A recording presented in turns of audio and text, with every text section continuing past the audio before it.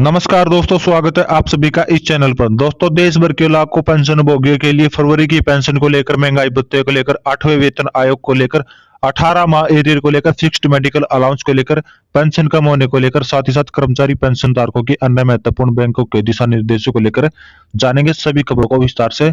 सबसे पहले वीडियो को लाइक कर लीजिए, क्योंकि आपका एक लाइक ही हमारी मेहनत का फल होता है। साथ ही चैनल पर पहली बार विजिट किया तो नीचे सब्सक्राइब का बटन है, उसे दबाकर चैनल को सब्सक्राइब जरूर कर लीजिए। चलिए दोस्तों, बिना देर के जान लेते हैं आज की खबरों को फटाफट विस्तार से। सबसे बड़ी खबर की बात कर लेते हैं। 8वें वेतन आयोग को लेकर बड़ा अपडेट निकलकर सामने आया है। अब केंद्र पेंशन भोगियों को 8वें वेतन आयोग को लेकर क्या है नया अपडेट, ताजा अपडेट जान लेते हैं। 8वें वेतन आयोग को लेकर आपके लिए बड़ी खबर है। अगर आप केंद्र कर्मचारी तो आपके लिए खबर काम की है। दरअसल केंद्र सरकार ने संसद में 8वें वेतन आयोग को गठन को लेकर जवाब दिया है। इस जवाब के जरिए सरकार ने अपने भविष्य की योजना के बारे में बता दिया है। बता दें कि साल 2016 में 7वें वेतन आयोग की सिफारिश लागू की गई थी।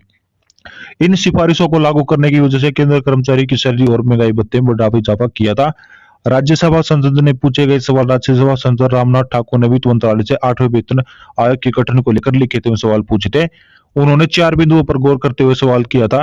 केंद्र कर्मचारी के वेतन की समीक्षा के लिए 8वें वेतन आयोग का गठन कब किया जा रहा है।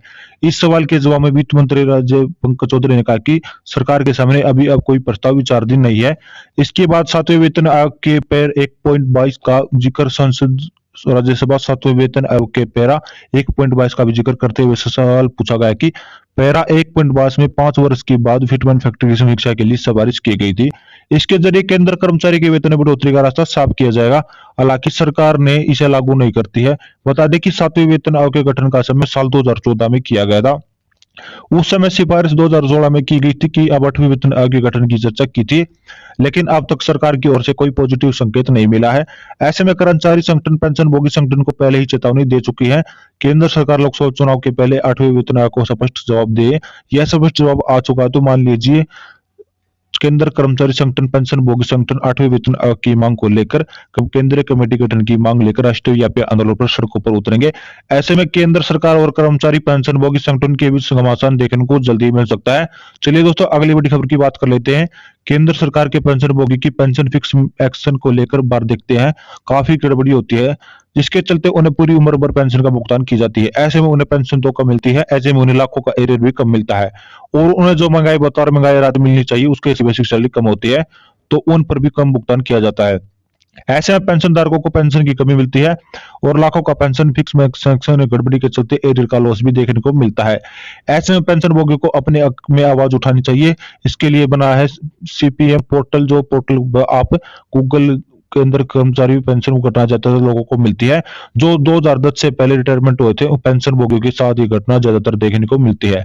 पेंशन कम होने के चलते पेंशन धारकों को काफी परेशानी होती है। ऐसे में पेंशन धारकों के दिमाग में बार बार सवाल उठता है कि आखिरकार मेरे पेंशन मेरे सहकर्मी से कम क्यों है, जबकि हमने आप समान सर्विस के समान वेतन के दौरान ज्वाइनिंग की थी, समान वेतन आयोग के दौरान रिटायरमेंट ली थी, समान पोस्ट से रिटायरमेंट लिया था, उसके बाद भी पेंशन कम क्यों है।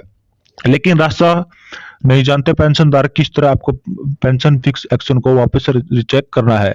इसके लिए पीएफईएम ग्राम पोर्टल बनाया गया आपकी सुविधा के लिए। इसमें जाकर कलेक्टर वाइफर के बाद आपकी पेंशन फिक्स संशोधन में मिल जाएगी।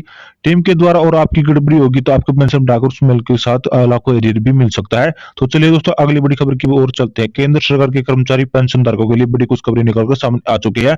केंद्र सरकार के कर्मचारी पेंशन धारकों के लिए बड़ा अपडेट है। आप महंगाई बता रहा था अगले महीने बढ़ सकता है। जनवरी में बढ़ने वाला महंगाई भत्ता 6 मई के महंगाई भत्ते केंद्र सरकार हर साल अप्रैल महीने में बताती है, लेकिन इस बार 1 महीने पहले ही आपके लिए महंगाई भत्ता राहत को के लिए केंद्र सरकार ऐलान करेगी, क्योंकि लोकसभा चुनाव के चलते आचार संहिता मार्च के अंत तक या जन अप्रैल तक शुरुआत की जा सकती है। तो एक बार आचार संहिता लग जाती तो उसके बाद केंद्र कर्मचारी आपके महंगाई भत्ते को राहत ऐलान नहीं करते। ऐसे में केंद्र सरकार इस बार मार्च की शुरुआत में आपके महंगाई भत्ते को राहत लेकर ऐलान करेगी। तो कर्मचारी पेंशन धारकों के लिए इस बार मार्च की सैलरी 50% पर महंगाई भत्ते के राहत के साथ देखने को मिलेगी। तो दोस्तों, हम आशा करते हैं कि आपको हमारी जानकारी पसंद आएगी। तो वीडियो को लाइक करें, शेयर करें तथा चैनल पर पहली बार विजिट किया तो चैनल को सब्सक्राइब जरूर करें। धन्यवाद।